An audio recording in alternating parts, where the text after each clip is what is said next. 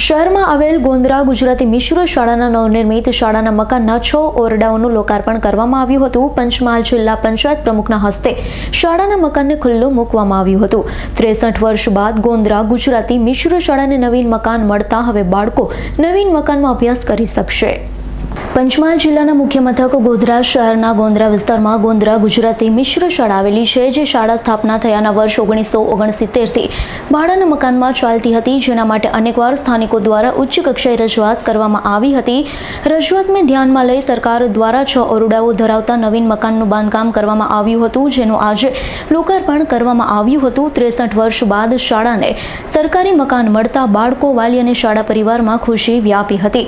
95 લાખના ખર્ચે તૈયાર થયેલી શાળાના મકાનનું પંચમહાલ જિલ્લા પંચાયતના પ્રમુખ રેણુકાબેન ડાયરાના હસ્તે રિબીન કાપી ખુલ્લી મૂકવામાં આવી હતી। સીસીટીવી કેમેરા તેમજ અન્ય સુવિધાઓથી સજ્જ શાળામાં હવેથી બાળકો હોશે હોશે અભ્યાસ કરશે। શાળાના નવીન મકાન લોકાર્પણનો સાથે અદ્યતન કોમ્પ્યુટર લેબનું પણ લોકાર્પણ કરવામાં આવ્યું હતું। ગોંદરા પ્રાથમિક શાળાને લગભગ 62 વર્ષ પછી શાળાને 95 લાખના સર્વ શિક્ષા અભિયાનમાંથી ગ્રાન્ટમાંથી 6 ઓરડાનો આજે લોકાર્પણનો કાર્યક્રમ રાખવામાં આવ્યો હતો।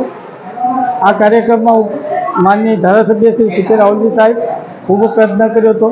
આ શાળાને અદ્યતન લેબ સાથે જ્યારે આટલા સરસ 6 રૂમનું લોકાર્પણ કરવાનું થયું છે, ત્યારે ખરેખર આનંદની વાત થાય છે। અરવિંદસિંહ પરમાર, શિક્ષણ સમિતિના ચેરમેન, જિલ્લા પંચાયત પંચમહાલ। ઇકબાલ શેખનો રિપોર્ટ, S9 ન્યૂઝ, પંચમહાલ। અમારી તમામ માહિતીથી અપડેટ રહેવા માટે જોડાયેલા રહો S9 ન્યૂઝ સાથે।